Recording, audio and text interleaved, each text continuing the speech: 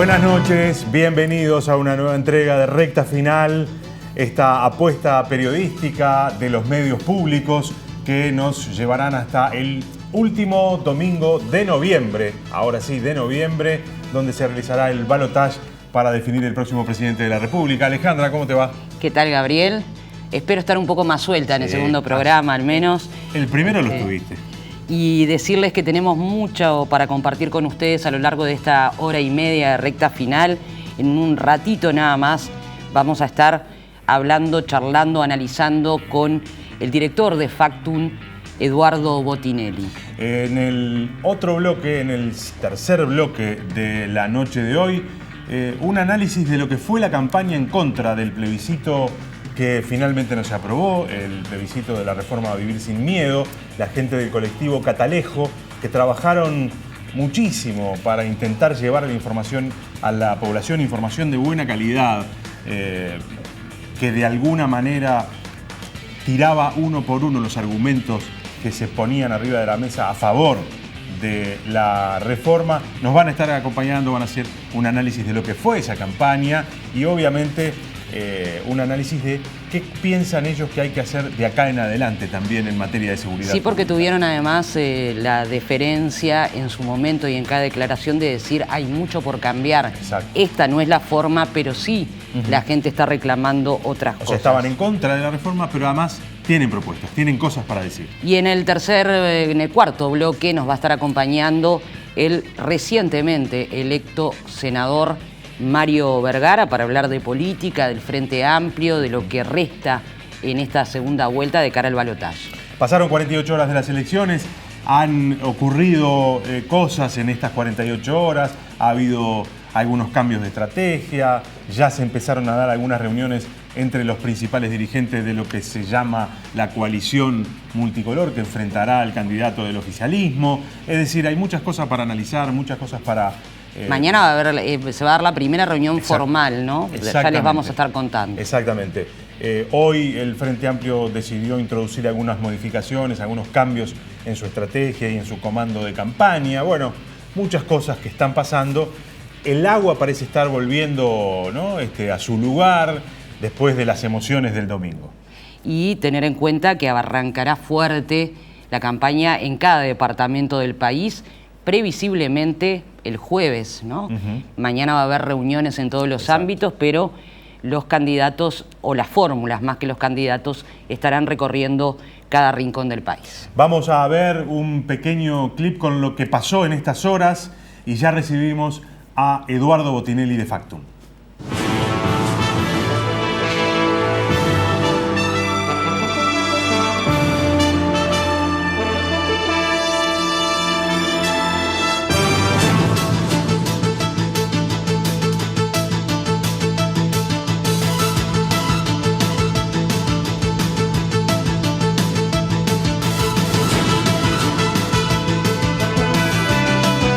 Quiero ratificar lo que le he dicho a la gente hace minutos.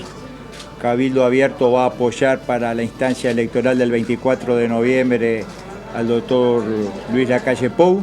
Invitamos a nuestros votantes a respaldar la candidatura del doctor Lacalle Pou para encabezar la coalición con la que vamos a transformar el país.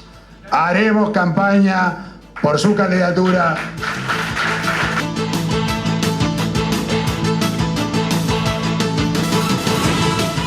Y el mensaje de hoy es de una alternancia plural, no es de una alternancia de un partido solo, es alternancia para el país con responsabilidades de muchos. Hoy todos somos Valle, hoy todos somos Wilson, hoy todos somos Sereñi, porque eso implica defender el futuro de un Uruguay de riqueza, pero también con justicia.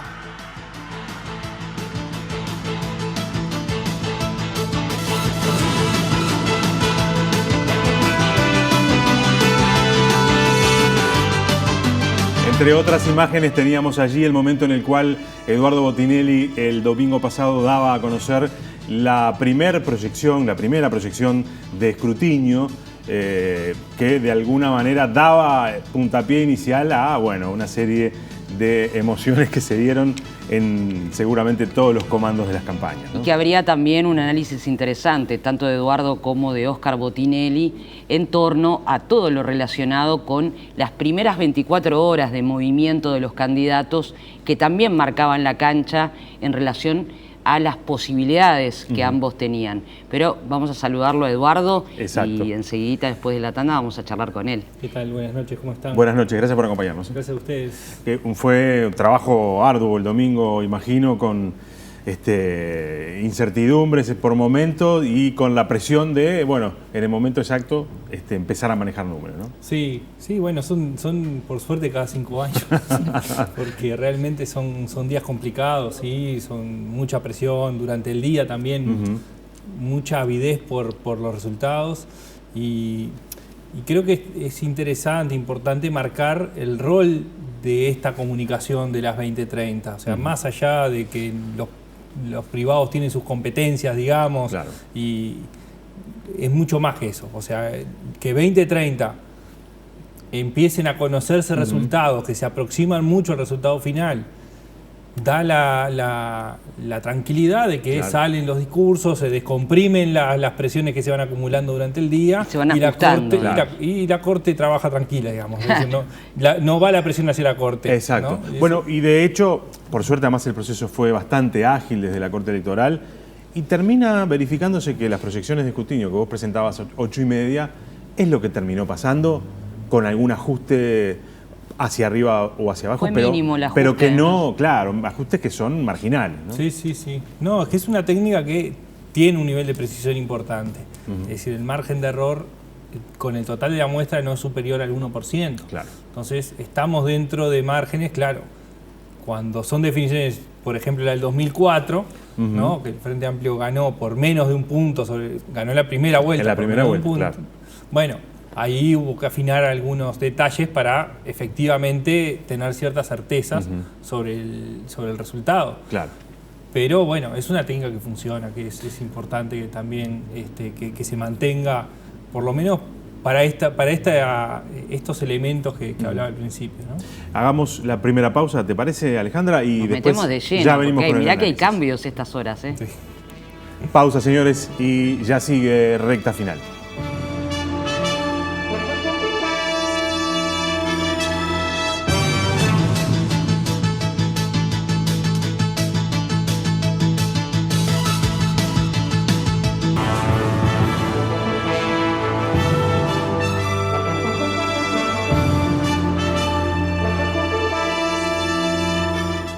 Señores, volvemos con recta final y ahora sí vamos a ingresar, Negra, al análisis de lo que pasó, algunos números. Ya sabemos más o menos cómo van a estar conformadas las cámaras.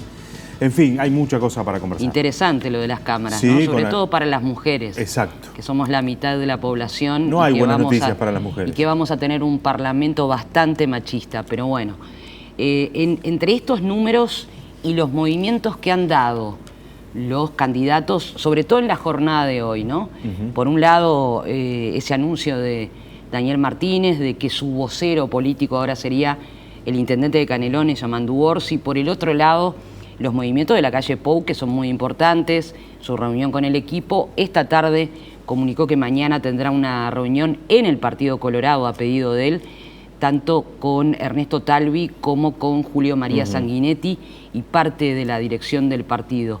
¿Cómo viste, Eduardo, estos primeros movimientos? Yo recordé mucho lo que decía tu padre, ¿no? Sobre todo para Martínez, las primeras 24 horas son fundamentales. Sí, a ver, teniendo un resultado que es adverso por las expectativas que había fuera o sea, dentro del propio Frente Amplio y del equipo, y por las reacciones iniciales, era fundamental reaccionar justamente en las 24 horas posteriores para ver si realmente era plantar batalla o dar el partido por perdido. La primera señal, la del domingo, fue: esto está perdido, porque se salió rápido, mal, fuera de foco y regalando la noche, además. Claro. Porque se regaló la noche al resto. Es decir, fueron saliendo los demás y no hubo posibilidades de que hubiera una respuesta de algún tipo político, ¿no? Claramente empieza a haber un reacomodo en el Frente Amplio, y del lado de la oposición nos sorprende, digamos, los pasos, porque más o menos estaba pautado que se fueran dando este tipo de reuniones. Lo que hay que ver es cómo esto avanza del lado de la oposición, por un lado, en esta alianza, si esa alianza, ya empezamos con una alianza que es bipartita, ¿no? Es el Partido Nacional y el Partido Colorado, en casa del Partido Colorado, pero es entre dos. Probablemente haya otra con el Partido Independiente, hay que ver qué pasa con el Partido de la Gente también, con Cabildo Abierto, cómo va a ser la mecánica y si en algún momento es una coalición donde se juntan todos, ¿no? O si es esta mecánica de acuerdos de a dos con el eje, digamos, en el candidato que va a la segunda vuelta. Obviamente, digamos, hay muy poco para proyectar todavía. Imagino que ustedes ni siquiera están midiendo nada, porque da la sensación de que hubo demasiada espuma, demasiado corazón caliente en estas 24 o 48 horas. Por lo tanto, lo razonable para ustedes es esperar unos días más para que esto decante y empezar a medir cosas, ¿no? Sí, por lo menos dejar pasar esta semana. Vamos a ver si hacemos algo sobre la semana que viene. Estamos evaluando un poco los movimientos, porque justamente entendemos que hay que dejar decantar algunas cosas. Por ejemplo, justamente antes de las internas, nosotros dejamos de publicar las encuestas de intención de voto hacia las nacionales. El escenario de balotaje, digamos. No, antes de las internas, las de las nacionales. Exacto. ¿Por qué? Porque había un efecto de las internas sobre el escenario de primera vuelta. Bueno, acá pasa una cosa similar, en el sentido de que después de la interna nosotros dejamos pasar unas semanas antes de MEN, porque todavía estaba el efecto directo de la interna. Ahora pasa lo mismo. Claro. Hay un efecto inmediato de que hay un resultado que claramente de la primera lectura es muy favorable a uno y muy perjudicial para otro, pero hay que esperar que decante. Decir, bueno, en la interna pasó lo mismo, ¿no? Claro. El Partido Nacional termina esa noche ya con la fórmula definida arriba del estrado y con un ambiente de mucho festejo, y del otro lado con incertidumbres que duraron inclusive hasta más tiempo, ¿no? Sí, claro. El Partido Colorado definió con más retraso la fórmula. Bueno, el Frente Amplio hizo su mecanismo de elección, que también llevó bastante tiempo. Y sin embargo, claro, cuando uno mira los números, eso inicialmente podía tener un efecto, pero a ver, si uno mira ¿cuál es el efecto? El domingo, el primero que decide la candidatura es el Partido Nacional. Sin embargo, las encuestas lo primero que muestran era una caída del Partido Nacional y un crecimiento fuerte del Partido Colorado. Entonces, más allá de esas señales iniciales, decantaron otros fenómenos post-internas que se mantuvieron un tiempito, digamos, ¿no? Hay algunos datos que son interesantes. Óscar Botinelli decía en Radio Uruguay y explicaba un poco que, a ver, la clave para el Frente Amplio aquí es política y no de marketing, y hacía un desarrollo incluso con algunos porcentajes, ¿no? Decía que había un 20% de votantes en la primera vuelta del Partido Colorado que no estaban dispuestos a acompañar a Lacalle Pou por más que lo pidiera Ernesto Talvi. Y también señalaba algo que es el elemento nuevo, que es Cabildo Abierto, y cuántos de esos porcentajes venía del MPP, por ejemplo, en relación al Frente Amplio. ¿Esto puede dar vuelta ese primer resultado que mostró este domingo a la oposición, casi que celebrando el haber ganado la elección, cuando en realidad era el Frente Amplio el que salió, a pesar de que no con los números que esperaba, primero, ¿no?, en la votación de la gente? Sí, bueno, a ver, un poco como decía, hay que esperar un poco a medir efectivamente cuál fue el efecto real de lo que se produce, digamos, ¿no? Sí, esto es anterior, ¿no? Esto es anterior, entonces, claro, nosotros veníamos haciendo ejercicio que es también una cosa. Nosotros no publicamos encuestas sobre balotaje antes de que sucediera, porque justamente lo que pasó el domingo y lo que va pasando ahora va a generar efectos. pero vamos trabajando a lo largo del tiempo en distintos escenarios, con algunas preguntas que tienen que ver con el rechazo a figuras, es decir, a quién nunca votaría. Hacemos ejercicios de preferencia, es decir, bueno, si entre estos dos a quién prefiere. Y también analizamos el comportamiento histórico, con la corta historia que tiene las segundas vueltas, también. Todos los elementos configuran ese número en que más o menos, números muy gruesos, 2 de cada 10 votantes del Partido Colorado tienen una preferencia por Daniel Martínez y tienden a no querer votar a Lacalle Pou. Eso se puede traducir después, efectivamente, en un voto, lo veremos después, es decir, también tiene que ver con cuál sea los elementos convocantes del Frente Amplio. Bien, son cartas que se van a ir manejando de acuerdo a cómo se muevan las fórmulas, ¿no? Y los asesores y los referentes políticos alrededor, partidarios. Claro, será interesante ver esto y ver si cuando se empiece a medir, bueno, qué efecto tiene todo esto de lo que estamos hablando. Solo una antes de ir a la conformación del Parlamento, que tiene muchos aspectos positivos. Hoy estamos en condiciones porque, claro, hay mucha especulación, alguna que es especulación que tiene como base a la ciencia, otra es pura especulación, otra es nada, decir casi con el corazón lo que uno quiere que pase. Hoy estamos en condiciones de decir, alguien está en condiciones de decir tajantemente, el 24 de noviembre va a pasar esto. No hay ningún... No es razonable, no hay ningún escenario razonable en el cual uno decía, el resultado va a ser X. No, lo razonable, digamos, es decir, bueno, hay un candidato que sale con ventaja, porque si bien su propio electorado es menos que el que salió primero, tiene una base de captación mucho más amplia inicialmente. Y tiene acuerdos políticos, tiene acuerdos políticos que le dan base para captar a ese electorado.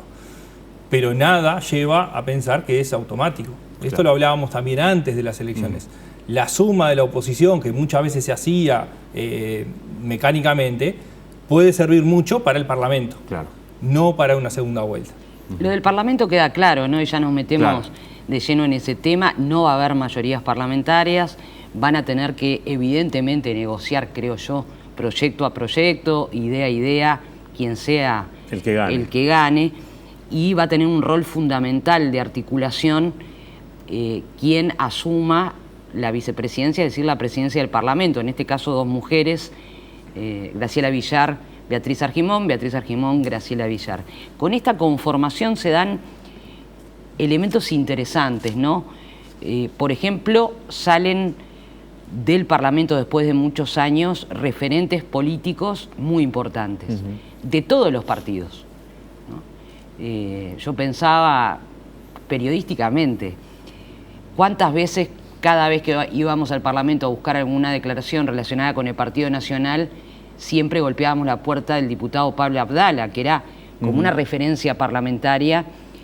Bueno, ni que hablar del propio Mieres, con la votación que tuvo el Partido Independiente. José Amorín Valle, la senadora Mónica Javier, el senador Rafael Michelini, o sea, gente que ha estado mucho tiempo y que además ha sabido articular, porque han sido personas que han tenido responsabilidad de bancada muy fuerte. ¿Cómo ven inicialmente este Parlamento, en donde además hay mucho debutante, no solo por el porcentaje grande de cabildo abierto, sino por otro tipo de legisladores? Mientras hablas, vamos a ver la placa de la conformación del Senado. Del Senado.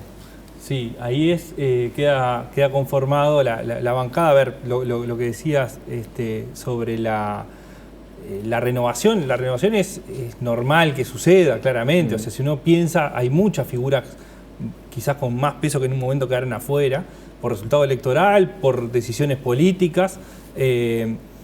Y parece bastante natural. Lo que sí sucede es que hay algunos que estaban candidateados para salir y no salieron. Y ese sí es un cimbronazo importante, porque a veces lo que sucede es que ya se prevé de alguna forma una debacle política o está en un puesto más difícil de salir. En este caso era claro que estaban compitiendo para salir.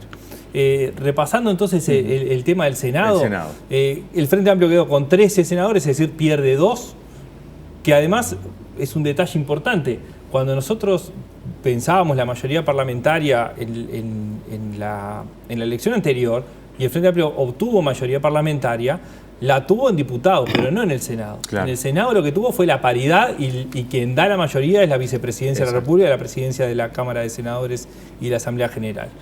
Tenemos al Partido Colorado que llega a 4 senadores, es decir, tiene una mejor conformación de su parlamento porque mejora, teniendo un nivel de votación menor, tiene un senador más. Esto tiene que ver con la distribución proporcional de las bancas, ¿no?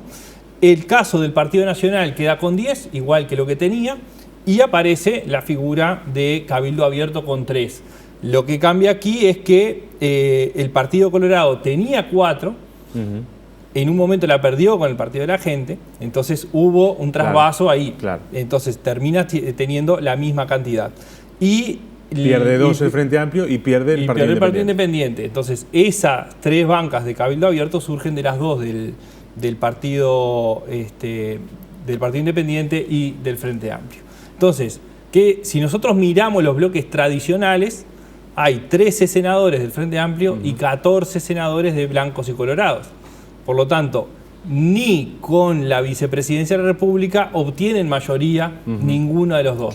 Ahí es donde ingresa Manini Ríos. Donde Manini tiene la llave. Es decir, para conformar la mayoría, sea con quien sea, ¿no? Manini, Cabildo Abierto en un sentido más amplio, porque además ni siquiera es, en el caso de blancos y colorados, con un voto de Cabildo Abierto, suponiendo que Cabildo Abierto no se moviera en bloque, también podría hacerlo. Distinto el Frente Amplio, ya necesitaría 2, ¿no? Pero entonces, ahí la clave en el Senado pasa por Cabildo Abierto.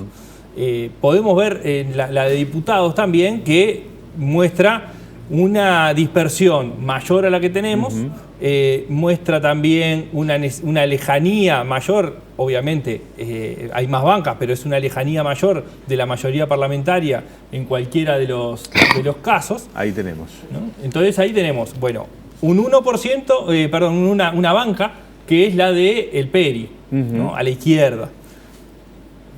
Después aparece con 42 el Frente Amplio, tiene una pérdida de 8 bancas, ¿no? Es una pérdida muy importante.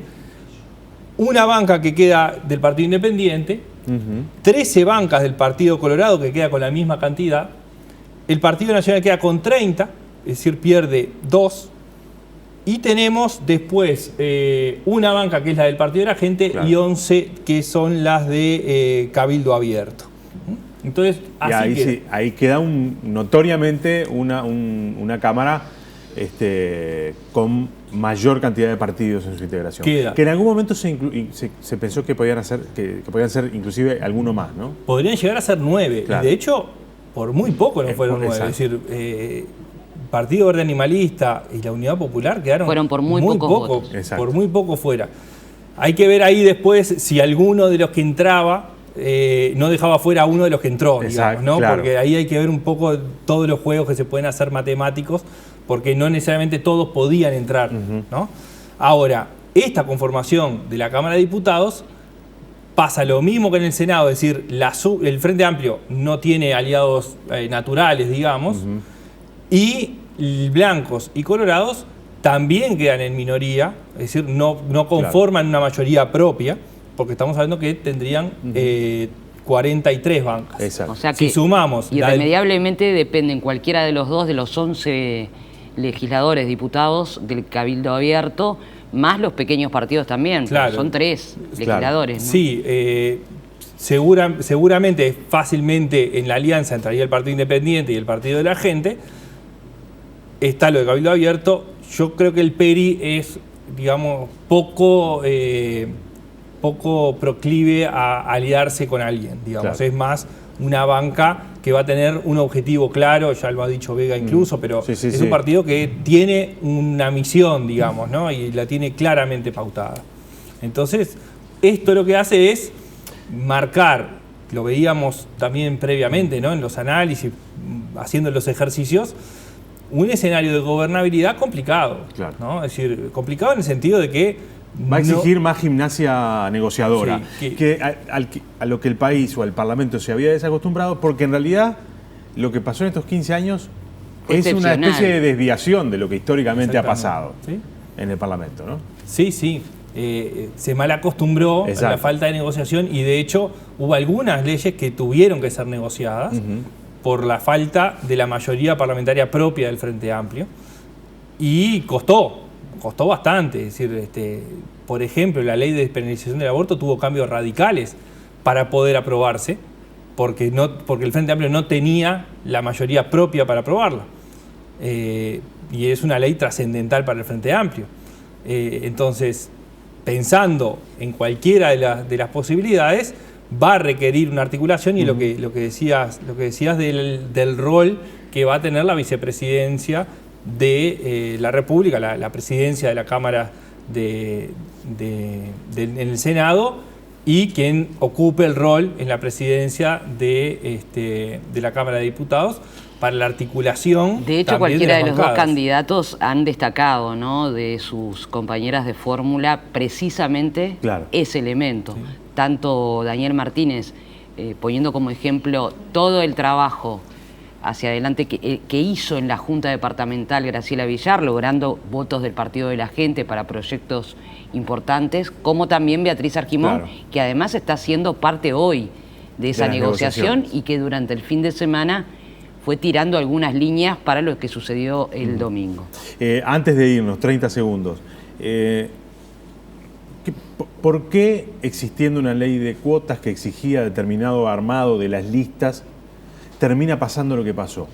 Solo el Frente Amplio, al parecer, y ahí raspando, cumplió con la ley de cuotas. Es decir, entró uno de cada 3 legisladores que ingresó del Frente Amplio al Parlamento es una mujer. En el resto de los partidos no se dio. Bueno, lo que pasa que en realidad la ley la cumplieron todos. Claro, las pusieron. El problema está en que el sistema no funciona en la asignación de las bancas, sino en las candidaturas. Es fácilmente violable el sistema, pero sin violarla incluso sucede. Vos lo tenés que poner en las listas, pero después no importa si asumen o no asumen o si llegan o no llegan. No, pero incluso, claro, si llegan o no llegan. Cuando hay bancada, cuando se disputan, sobre todo en diputados, como la jurisdicción es departamental, en cada departamento salen 1 o 2 bancas. Claro. En algunos departamentos puede sacar 3 o 4 como mucho. Es decir, ahí... Si no encabeza una mujer, no entra. Eso es lo que sucede, que las mujeres en general no encabezan listas, salvo casos excepcionales,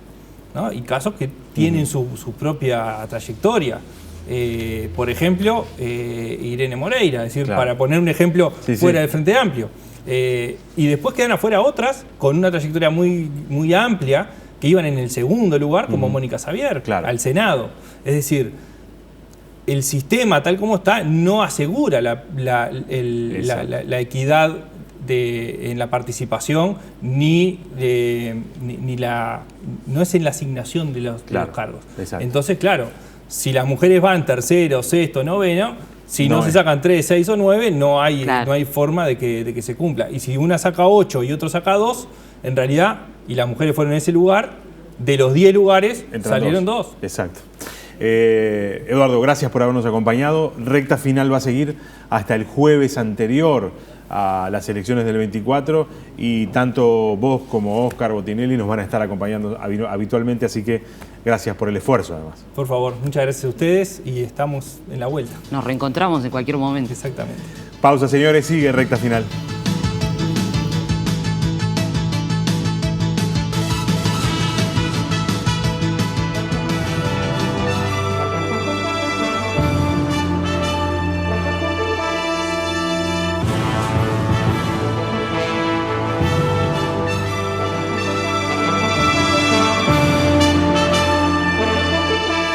Podemos decir que la reforma constitucional no fue aprobada. No a la reforma, porque el miedo no es la forma. Que no te mientan, no nos dan seguridad. No sombra, el camino es educar. Es importante recordar que una vez más, este es un logro de la unidad del movimiento social articulado para que el Uruguay no retroceda en derechos. Fuimos miles de personas en todo el país, en los barrios y en las calles, movilizados pacíficamente, sensibilizados y sensibilizadas e informando para que esta reforma no saliera. Este último mes convocamos actividades masivas en todo el país. La semana pasada marchamos más de 100.000 personas en Montevideo y otros tantos miles se convocaron en marchas, toques, conversatorios y las más diversas actividades en todo el país. Abrazamos y felicitamos a nuestras compañeras y compañeros que estuvieron militando esta causa y les tocó disputar, intercambiar y convencer de que esta reforma no era la forma frente a discursos realmente reaccionarios y conservadores. Seguridad, no a la reforma, nadie aprende entre la sombra, el camino es educar. El delito ha aumentado y las medidas últimamente, de los últimos años, desde hace más de 25 años, no están dando resultados. Entonces, es un llamado de alerta bien importante, tiene que ver con que esto, para nosotros, la discusión no es si el problema del delito es algo real o no, tiene que ver con que estas medidas lo iban a empeorar. Entonces, tiene que ver con eso, con que en estos meses y que próximamente también una alerta al movimiento social y a todos los partidos políticos, al gobierno que se vaya a conformar, que necesitamos un cambio de paradigma, necesitamos pensar en políticas de prevención del delito, necesitamos dejar de pensar que la venganza es una forma, necesitamos pensar realmente que nuestra sociedad es injusta, es desigual y hay que atacar determinadas cosas, estructuras que hoy por hoy nos están sucediendo. Tenemos propuestas y tenemos posibilidades en nuestro país y cosas que ya están funcionando que dan otros resultados. Entonces nuestra idea un poco es poder seguir generando ese debate desde las distintas organizaciones que estuvimos conformando este espacio, bueno, para justamente empezar a generar ese cambio cultural de lo que tiene que ver con entender que la convivencia la construimos entre todos y todas.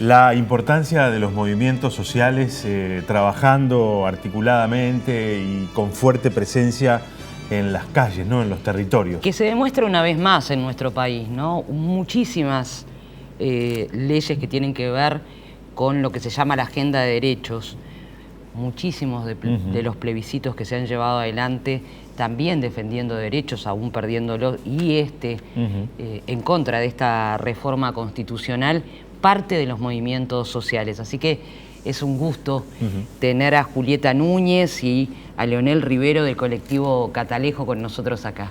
Muchas gracias por acompañarnos. Gracias por invitarnos. Ya pasaron 48 horas, hubo tiempo como para analizar. A ver, ¿qué sensaciones les quedan? Porque los números eran bastante poco alentadores, hasta un mes antes. O quizás hasta inclusive menos tiempo. Menos de un mes incluso. Había números que hablaban de 60 y pico % de aprobación, o sea, de intención de la gente de votar la reforma. Sin embargo, bueno, termina dándose este resultado. Por lo tanto, tiene que haber sido también fuerte el nervio contenido, ¿no? ¿Cómo lo evalúan? Sí, sin dudas que desde que se inició la campaña se sabía que iba a ser una batalla cuerpo a cuerpo porque los números daban muy mal. De algún modo el escenario final es nos deja tranquilos en el sentido de que por suerte se logró que esta reforma, que era realmente negativa y regresiva, no fuera aprobada. Pero sin duda que, un poco lo que marca es el fruto del esfuerzo, pero que aún queda muchísima cosa para hacer. De todos modos, el balance es positivo. Me parece que lo primero que hay que decir es felicitar a todo el movimiento social, que desde todos lados, en todo el país, generan acciones en todo sentido, en los barrios, en las redes, en las ferias, para poder concientizar, para poder hablar efectivamente que la reforma no es la forma para vivir seguros. Entonces, estamos contentos y contentas y de ahora en más, cada vez más vamos a tener que empezar a conversar de qué es lo que se viene. Claro, porque la gente dio un mensaje, ¿no? Hay un 47% que por distintos motivos, probablemente, pero con una especie de línea que seguramente los atraviesa a todos, y es la preocupación por los temas de la seguridad pública, ¿no? Sí, sin duda. Y ese fue uno de los temas principales de la campaña y creo que ayudó mucho en que el resultado fuera 46%, ¿no? 46, 47%. Lo hablamos desde el principio y cada vez que tuvimos que salir a los medios, hablar justamente de esto, ¿no? La preocupación existe y la reconocemos y la atendemos y la sentimos también. Claro. Y es desde ahí que proponemos que esta reforma no va a servir para alivianar esa preocupación, ¿no? Y creo que fue en ese sentido una gran ganancia, porque logramos desde ese lugar, bueno, acumular hacia esta perspectiva de es necesario apuntar a otras medidas de seguridad. Y creo que eso fue algo que se escuchó realmente. Es decir, esto hablas de las 48 horas, ¿no? En las 48 horas creo que vas viendo, bueno, qué argumentos funcionaron y qué argumentos no funcionaron. Claro. Y sin duda el entender que el punitivismo y que este tipo de medidas no van a mejorar la seguridad y no nos van a ayudar a sentir más seguros fue una de las cosas que más quedaron marcadas, me parece. Yo me quedaba pensando cuánto peso pudo tener, por ejemplo, lo sucedido en Chile y en otros lugares en relación a cómo funcionan los aparatos represivos habilitados por el Poder Ejecutivo, obviamente, en torno a la represión directa sobre la ciudadanía, porque fue muy poco antes, tanto lo sucedido primero en Ecuador, bueno, ni que hablar esto de Chile, ya se venía dando en otros lugares que eran de alguna manera ejemplo dado por el propio senador Larrañaga dentro de su explicación. Hablaba de los carabineros chilenos y también de la Guardia Civil Española, lo que pasó en Cataluña con esa represión. ¿Piensan que pudo haber tenido también un peso eso? Yo creo que sin duda el contexto permitió ver con bastante claridad la problemática que supone introducir un cuerpo de guerra como son las Fuerzas Armadas al orden interno. Es desgarrador ver lo que pasa en Chile. Me parece que no hay nadie que lo vea y que no quede profundamente conmovido. Y de algún modo justamente lo que permite comprender es cómo frente al conflicto social las Fuerzas Armadas en realidad agravan esa tensión, porque son fuerzas que trabajan desde la violencia, esa es su arquitectura institucional, ese también es su conocimiento, y entonces su razón de ser justamente tiene que ver con la defensa del territorio nacional en situaciones de guerra, y cuando las introducimos desde esta lógica, lo que instalamos es el conflicto. Entonces yo creo que el ejemplo chileno es bastante elocuente en ese sentido. Me parece que de todos modos igual queda mucho para seguir trabajando en términos de disociar esta cuestión que tenemos muy instalada, los y las uruguayas, de pensar que a la violencia se la combate con más violencia, ¿no? Al delito se lo combate con cárcel, digamos, a la transgresión se la combate con pena, y que era un poco la lógica medular de esta reforma, y que bueno, y que por suerte hemos dicho que no, pero que dar vuelta a ese sentido común nos va a llevar todavía bastante tiempo. Aprovecho, porque en las últimas horas uno de los candidatos que va a disputar la presidencia el próximo 24, el doctor Luis Lacalle, ha señalado que algunos de los puntos de la reforma pueden ser, digamos, materia legislativa, por ejemplo, y pueden ser retomados. Específicamente hablaba de la pena de prisión perpetua revisable.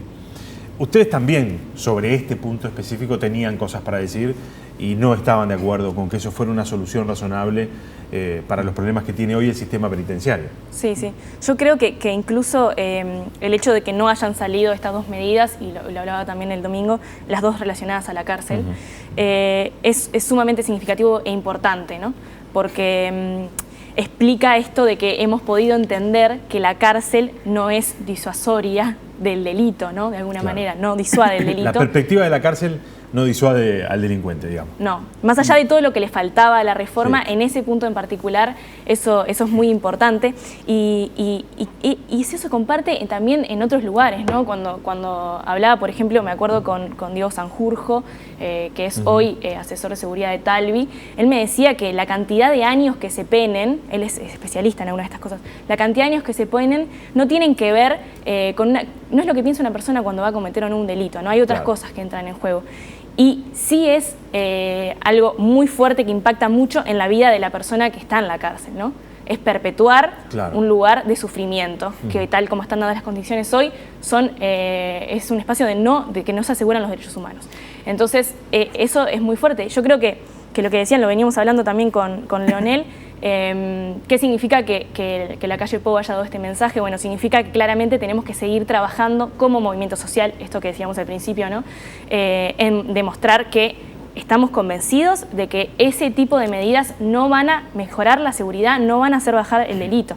Entonces seguiremos insistiendo en eso y por suerte hemos creado una base bastante interesante, compartida, con un montón de personas distintas, con colectivos diversos, que van a seguir defendiendo esto, creo yo, las veces que haya que defenderlo.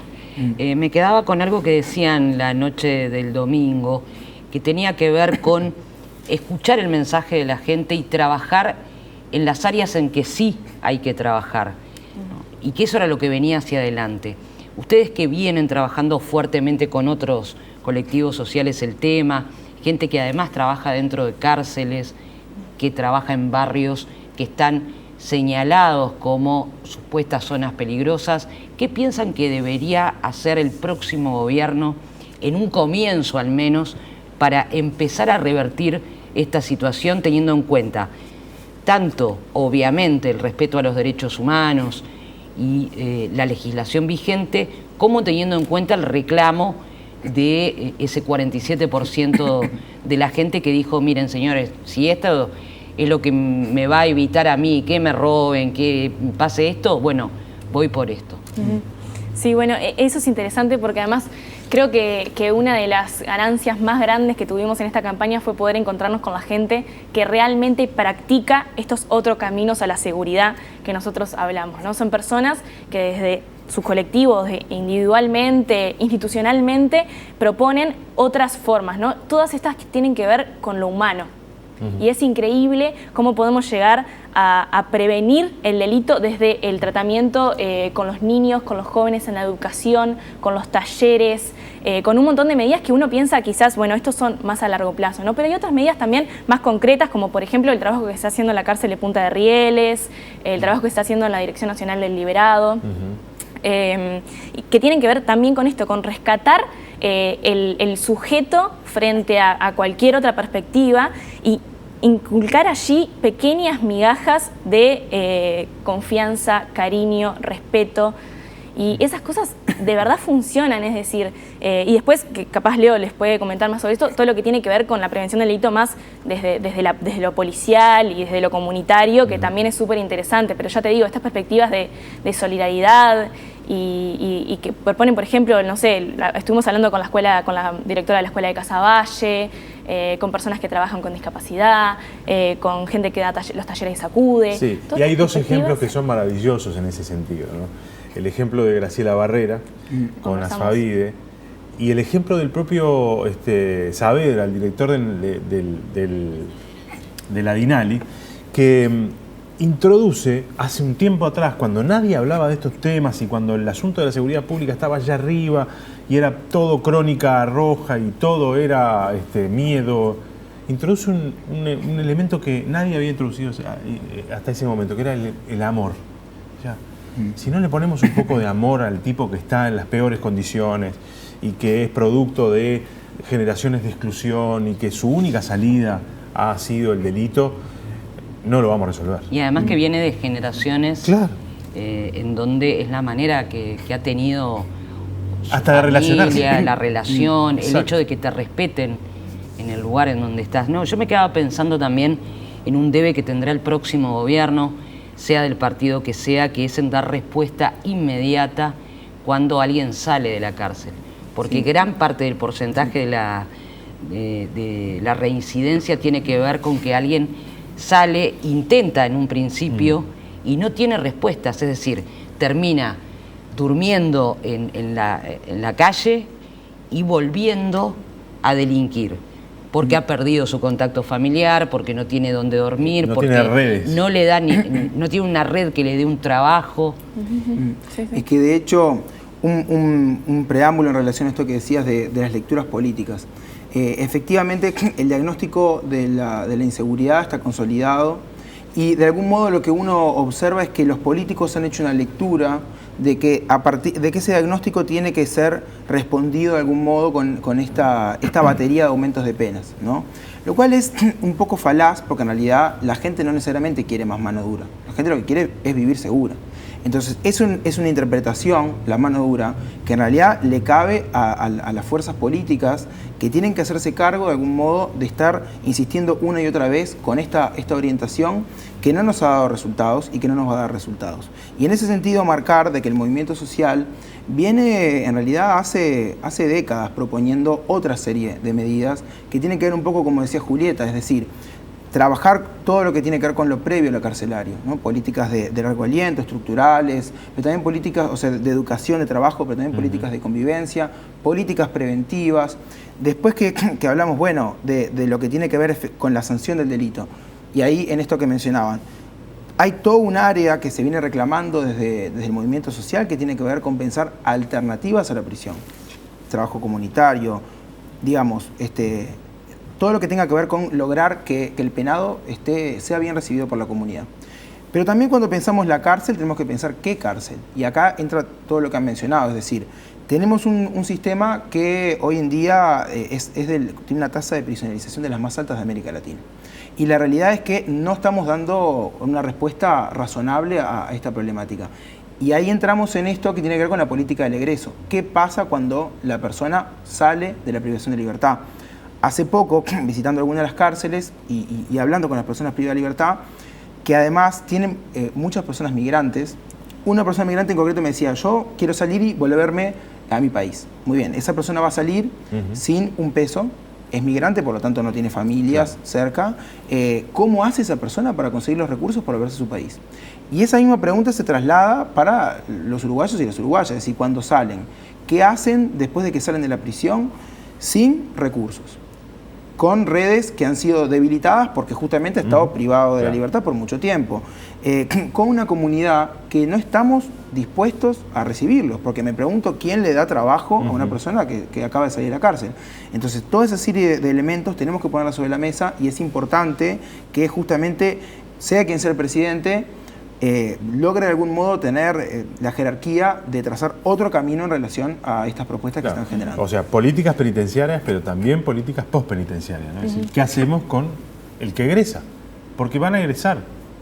Exactamente. Ahora aparece la idea esta de la prisión perpetua no revisable para algunos casos, pero no existe como cuestión general y tampoco existe la pena de muerte. Por lo tanto, el que entra indefectiblemente sale. Sí, sí. Y ahí creo que entra muy fuertemente el rol del Estado, ¿no? Es el Estado el que tiene que asegurarle un trabajo y una casa a la persona que sale de la prisión, porque los privados no lo están haciendo y por ende, sin alguna ayuda tampoco lo van a hacer. Pero si vos decís, bueno, nosotros como Estado tenemos que asegurar esto porque realmente va a incidir en los índices de reincidencia, bueno, hagámonos cargo de esto, ¿no? Nos tenemos que hacer cargo de lo que hemos producido. Un poco como parte de lo realizado en los países nórdicos o en algunas otras zonas, ¿no?, del mundo. Yo pensaba, cuando leíamos hace un tiempo, que estaban regalando una estructura de una cárcel en Holanda porque no tenían presos para esa cárcel, y los ejemplos que daban tanto en Holanda, en Bélgica, en Noruega, de las políticas que tienen que ver en conjunto para la gente que sale de la privación de libertad como para la gente que está en situación de calle, ¿no? El hecho de que el Estado implemente un tipo de vivienda que además de eso le dé tratamiento psicológico, que le dé un respaldo, una garantía frente a un privado que quiere contratarlo pero tiene miedo de contratarlo. ¿Quién es la garantía en esa situación? ¿Piensan que va por ahí la mano? Sí, yo creo que esas son el tipo de propuestas que deberíamos estar escuchando en esta campaña y que tendrían, quizás hoy no lo podemos ver, pero en el futuro un efecto mucho mayor. ¿Pero estamos preparados como sociedad? Bueno, yo creo que cuando empecemos a mirar al costado, a mirar otras experiencias que tienen que ver con las medidas no privativas de la libertad, con la asistencia en lo postpenitenciario, bueno, vamos a empezar a entender que esa es la manera, porque es lo que hablábamos antes, ¿no? Yo entiendo que una persona que haya sufrido un delito yo lo he vivido, esté con miedo, con rabia. Y el miedo genera la necesidad de respuestas rápidas. Y el enojo también, ¿no? Yo qué sé. Pero que la política tiene que ser más que la rabia, ¿no? Claro. Tiene que tener una mirada que dé soluciones, en definitiva. Y un poco algo que hemos conversado en los espacios radiales también en alguna oportunidad, esta idea, bueno, que a veces que nos quedan de las metáforas del fútbol, que parece que es como los uruguayos entendemos las cosas, sí, pero no, pero que de algún modo uno dice, bueno, si lo que tenemos es que salir todos adelante y jugar en equipo, ¿qué pasa cuando vos sistemáticamente dejás un par de jugadores en el banco? ¿No? Un par que además son muchos. Entonces terminás la temporada y lo que tenés es que vos jugaste bien, mal, regular, y lo que está en el banco no jugaron, no sabes cómo juegan, no sabes quién son, no confías en ellos, no podés confiarlos. Y ellos tampoco generan una relación contigo, por lo tanto tampoco confían demasiado en vos. Entonces termina la temporada y son unos desconocidos totales. Y de algún modo lo problemático es que las políticas que tenemos hasta el momento, con algunas excepciones, terminan reafirmando esa idea. Terminan diciendo, no, estas personas van al banco, y van al banco por más tiempo, y la pregunta es, ¿hasta cuándo y hasta dónde? Viendo que los resultados no nos satisfacen. Entonces, la gran interrogante es cómo generamos políticas que nos permitan jugar juntos. Y cómo generamos cambio cultural, ¿no? Porque si pasa para muchísima gente que no lo debe hacer de maldad, ni porque digo, hay que separar bien los tantos que dice le siguen dando plata a los pobres y entonces no trabajan. Imagínate frente a alguien que es un delincuente y que dice, ¿cómo? Mis impuestos van para... ¿Cómo logramos el cambio cultural para que se entienda?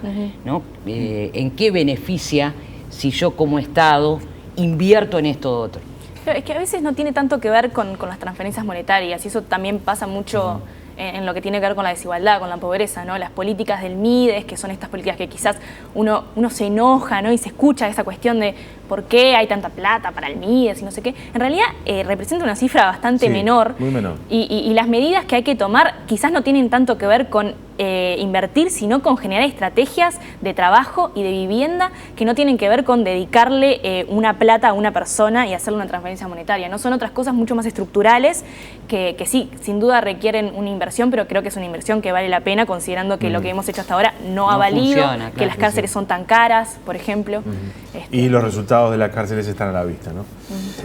Julieta, Leonel, gracias por habernos acompañado. Y bueno, seguimos seguramente conversando. Hay mucho para seguir reflexionando sobre este tema hacia el futuro cercano, por otra parte, para intentar resolver estos asuntos, ¿no? Nos vamos a ir a la última tanda. Ya está aquí en los estudios el recientemente electo senador por el Frente Amplio, Mario Vergara.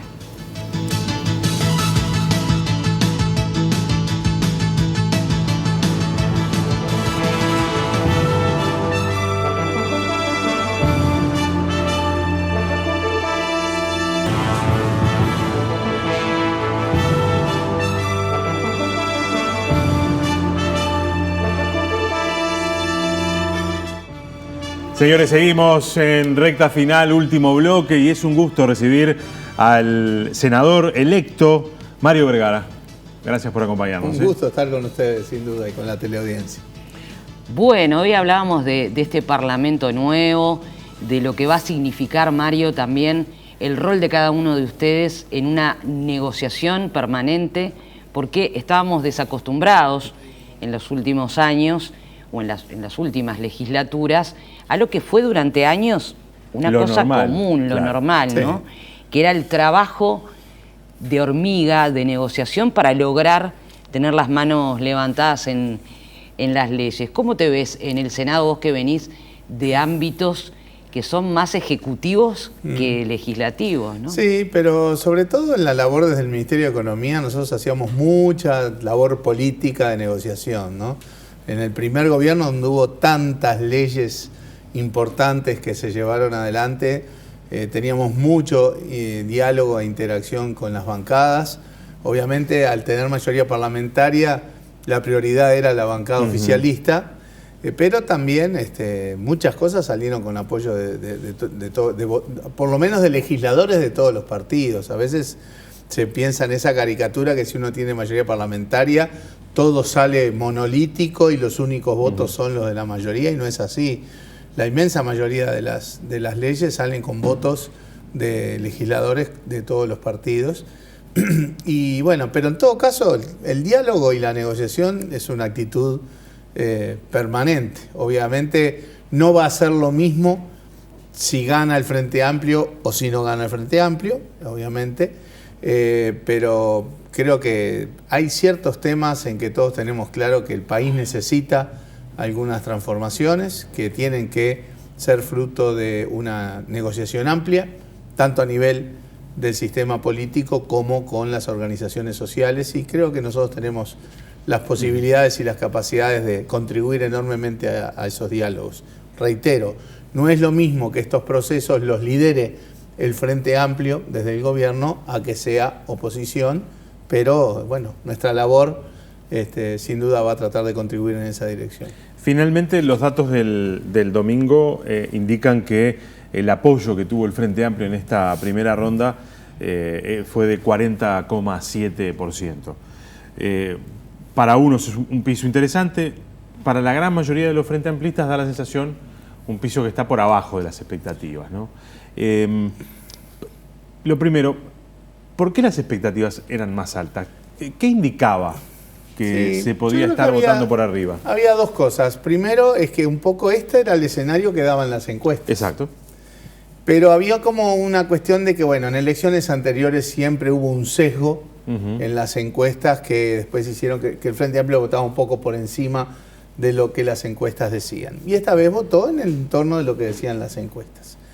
Y lo otro creo que fue las movilizaciones impresionantes que se hicieron en Montevideo y en el interior en los últimos 15 días de campaña. Yo creo que hubo un cambio de estado de ánimo entre los Frente Amplistas con la caravana, desde el banderazo a la caravana, el acto final, la propia manifestación de no a la reforma, y caravanas y banderazos que hubo en todo el país. Eso generaron esa alza de expectativas que efectivamente después no se verificó en la votación. Era un escenario posible, como el piso bajo, digamos, pero como un escenario posible de un piso para trabajar con optimismo para la segunda vuelta, porque estamos convencidos de que dando la batalla correspondiente, el Frente Amplio tiene chances de ganar el gobierno. Permitime, Negra, tengo dos escenarios para plantearte, que son bien distintos, y los dos de analistas también distintos. Bien.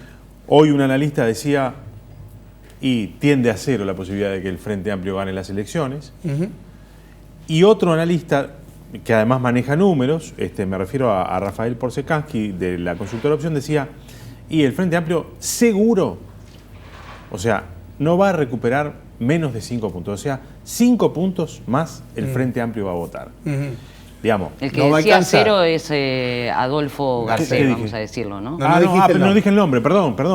Si no me equivoco, lo leímos todo. Quiero decir, parecen dos escenarios distintos. Uno que dice que el piso de recuperación es un 5%, y otro que dice que es tiende a cero la posibilidad de ganar. Claro. Ni una cosa ni la otra, seguramente el análisis es bastante más complejo. Pero ¿qué te parece a vos? Lo de Porsekansky tiene sentido porque en todos los balotajes anteriores el Frente recuperó 5 o 6 puntos, o sea que ese es el piso de lo que uno debería recuperar. El tema es que con 5 puntos no garantizamos el triunfo. Necesitamos ganar algún punto más. Es un escenario diferente porque hay candidatos nuevos, hay partidos nuevos, candidatos nuevos, hay un proceso que de alguna manera gente que hoy no votó al Frente Amplio, pero bueno, votó cosas diversas. Tenemos dentro del Partido Colorado gente que puede mirar a la calle Pou como con un enfoque demasiado liberal, ¿sí? Sobre todo gente de orden vallista, mismo dentro del Partido Nacional. Ya pasó en elecciones anteriores que aquellos sectores más wilsonistas no votaron monolíticamente a la calle padre o a la calle hijo en cada circunstancia. Y también emerge este nuevo sector de Cabildo Abierto, en donde, bueno, es muy diversa las razones por las cuales la gente votó a Cabildo Abierto, incluso gente que en instancias anteriores había votado al Frente Amplio. Bueno, yo creo que ahí también hay un margen de gente que es factible que vea en la calle Pou, que no vea la solución y que de alguna manera a la hora del balotaje vote por el Frente. O sea, yo creo que el Frente tiene chances de captar votos para el balotaje en todo el espectro. Obviamente, si agregamos Partido Independiente, el PERI, Unidad Popular, creo que también son sectores donde el Frente puede acumular votos adicionales para el balotaje y dar una pelea razonable. Yo creo que el Frente tiene chances de ganar, sin duda. ¿Cómo estás viendo dentro de esas chances de ganar las estrategias en tan poco tiempo, sobre todo teniendo en cuenta lo que hay que salir a buscar, por ejemplo, para el Frente Amplio, en esa diferencia que siempre se da entre Montevideo y el voto en el interior? Y también, porque hay que decirlo, hay un quiebre en los liderazgos dentro del Frente Amplio, por más que el sector más votado sea encabezado por el expresidente Mujica, como es el MPP, se han dado otros casos. Uno precisamente es el del propio Vergara. O sea, si uno analiza lo que era el bloque, se puede decir, sereñista, también hay un mensaje, ¿no? De decir, bueno, quizás es el momento de una renovación, y eso también implica otras formas de hacer política y de campaña en este 2019-2020. A ver, el Frente Amplio en todo este proceso vivió en paralelo dos procesos, el electoral puramente y el proceso de renovación. Ahora estamos parados en un punto hacia el balotaje, en donde líderes vigentes, líderes futuros, todo el mundo tiene que estar alineado en esta estrategia de estos 20 y pocos días hacia el balotaje, para que el Frente Amplio efectivamente llegue al gobierno por cuarta vez. Botinelli decía, es política, no es marketing la campaña del Frente Coincido Amplio. totalmente. Entonces, yo no tengo dudas que todo el mundo hoy va a estar alineado en esta estrategia, y después también va a continuar el proceso de renovación. Ese proceso ya es inexorable, y va a continuar después del balotaje. Gane o pierda el Frente Amplio, pero sobre todo si gana. Y ahí tenemos que tener el foco de que en estos 20 y pico de días acá, viejos, jóvenes, medianos, chiquilines, y todo el mundo a trabajar para el triunfo del Frente. En materia de estrategia, digamos, o de cómo presentar la formulación desde el Frente Amplio, coincido con lo que decía Botinelli. Esto ya no es un tema de marketing, de vender marcas, ¿verdad? Es un tema político, en que nosotros tenemos que tener la capacidad del diálogo con la gente.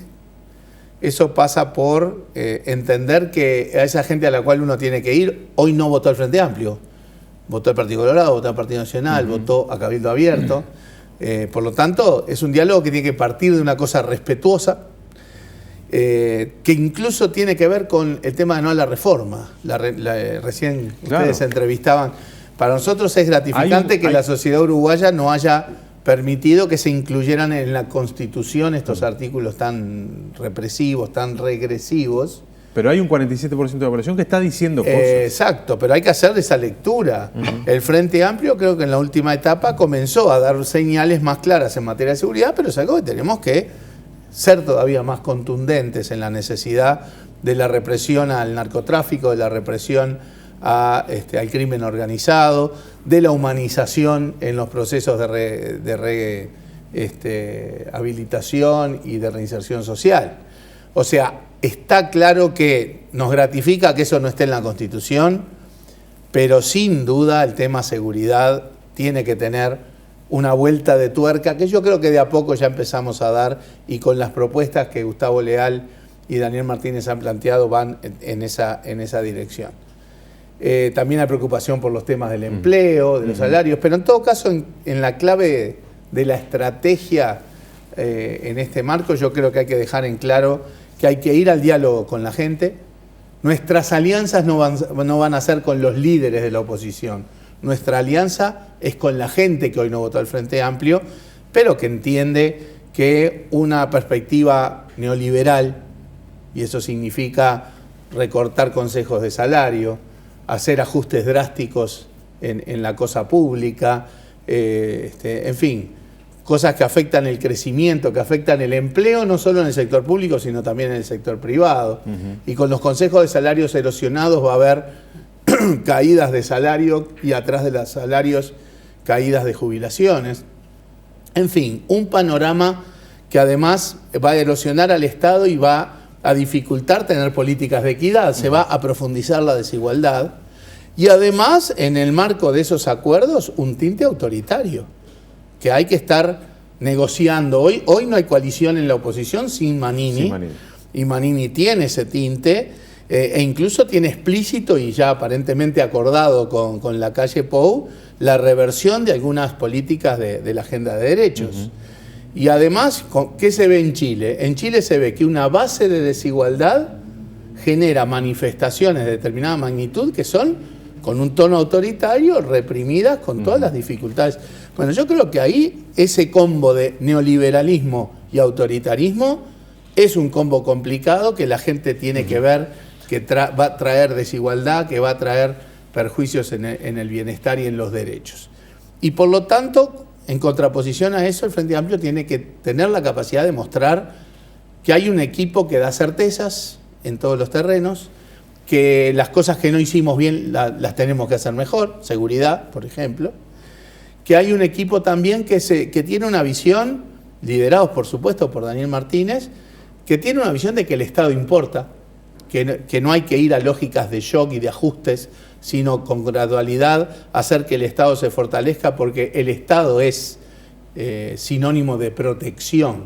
El otro enfoque de neoliberalismo y de autoritarismo es sinónimo de desprotección de la sociedad. Entonces, es ir a esa simplificación en el mensaje, no entrar en todas las políticas con todas las variantes. La elección nacional implica muchos partidos y muchos sectores. Ahora hay una cosa que hay que limpiar, que hay que simplificar. Estamos hablando, sí, de dos candidatos o dos fórmulas, pero también de dos enfoques del mundo que hacen que uno avance en una dirección y otro avance en la otra. Y yo creo que toda una base de esta sociedad y de estos votantes de Partido Colorado, Nacional, Cabildo Abierto, etcétera, van a tener ese sentimiento de que no quieren perder lo bueno, de que no quieren arriesgar ciertas seguridades que, más allá de visiones críticas, más allá de rezongos, más allá de llamados de atención, que obviamente la elección fue para el Frente Amplio, está bien, pero eso es una cosa, llamar la atención, un tirón de orejas es una cosa, y arriesgar perder cosas básicas es otra. Hace mucho tiempo que yo no leía en la prensa, ni nacional ni internacional, que el Fondo Monetario Internacional se refiriera al Uruguay y hablara de las necesidades del Uruguay en materia, por ejemplo, de resolver o intentar resolver las cuentas públicas. Increíblemente, hoy aparece un artículo que recoge algunas declaraciones de algún integrante del Fondo Monetario Internacional que empiezan a señalar algunas necesidades que tendría el Uruguay en materia de reformas para resolver algunos de estos problemas. Y veíamos con preocupación lo que pasó en Ecuador a partir de algunos de los ajustes que el Fondo Monetario Internacional pidió, como siempre pasa, a condición de prestar dinero, lo que pasó en Argentina, sin lugar a dudas. ¿Es necesario? ¿El Uruguay necesita volver a conversar con el fondo para...? Conversar con el fondo es algo permanente porque el Uruguay no le dio un portazo al fondo. El Uruguay en 2006 lo que hizo fue pagarle al fondo lo que el fondo nos vino a prestar en el momento de la crisis. Pero los términos son razonables. Uruguay es miembro del Fondo Monetario Internacional. Viene una misión todos los años a hacer una evaluación que es para ellos. Nosotros no tenemos ninguna relación de condicionamiento, no tenemos ningún programa y hemos generado una plataforma de fortaleza financiera en el Uruguay que yo creo que hace absolutamente innecesario ir a un programa de asistencia del Fondo Monetario. O sea que por ahí no creo que vengan los tiros.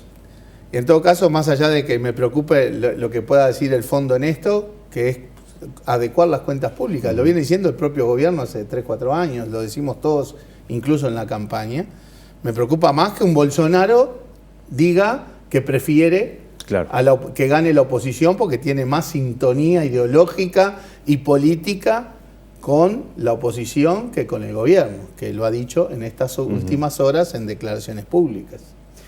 Eso es preocupante, ¿no? O sea, Pero en todo caso, volviendo al tema de las cuentas públicas, creo que todos estamos de acuerdo que ahí hay una necesidad de corregir. La diferencia entre oposición y nosotros es que la oposición dice que eso hay que corregirlo de un hachazo, de un shock, de un ajuste.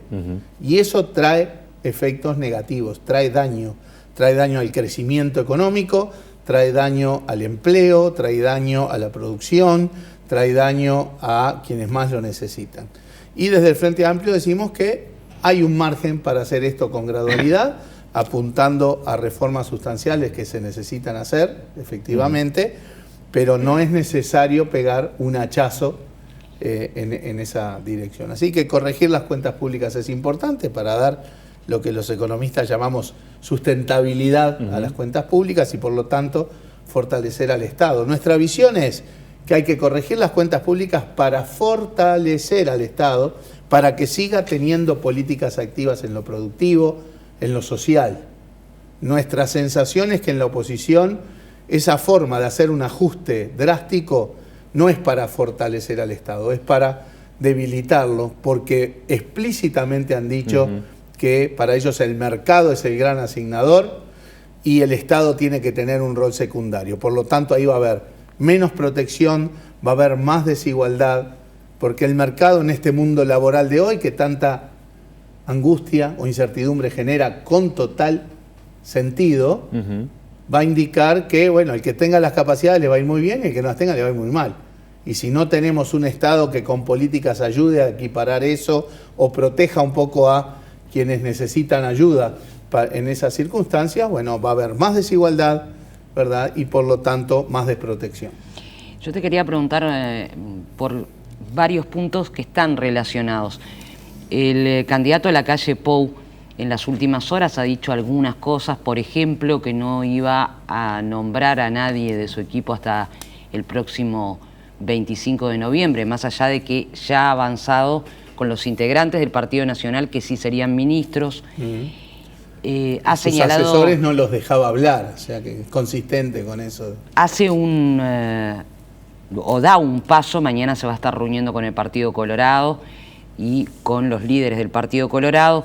Se ha señalado que espera negociar 9, 10 puntos, pero por el otro lado también hay una base que él ha sostenido durante toda la campaña, sobre todo desde las internas para acá, que es esa ley de urgente consideración con una cantidad de artículos, porque considera que no puede tomarse el tiempo de la espera legislativa, sino recurrir a un recurso al cual han recurrido varios presidentes.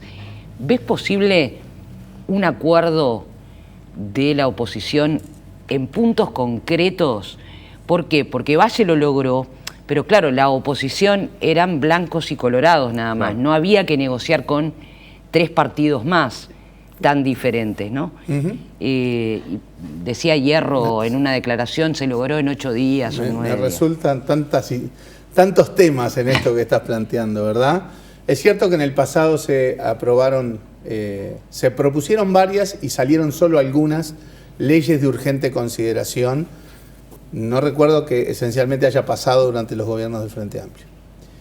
Si pasaron, sí, miento. Creo que fue la creación del Ministerio de Desarrollo Social y el plan de emergencia social. Estaba claro que el plan de emergencia social tenía que ser urgente. Pero no como mecánica, ¿verdad?, para una ley ómnibus, porque 300 artículos, estamos hablando de todo. Y mucho menos con ese manto de ocultamiento que se tiene. Si el argumento es que no se puede hacer la espera parlamentaria, tenemos concepciones distintas de lo que es la democracia, ¿no?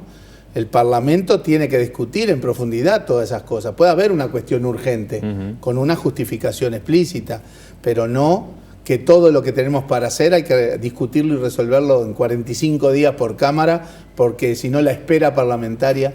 O sea, hay un tema ahí de concepción diferencial de para qué está el Parlamento y qué rol tiene el Parlamento.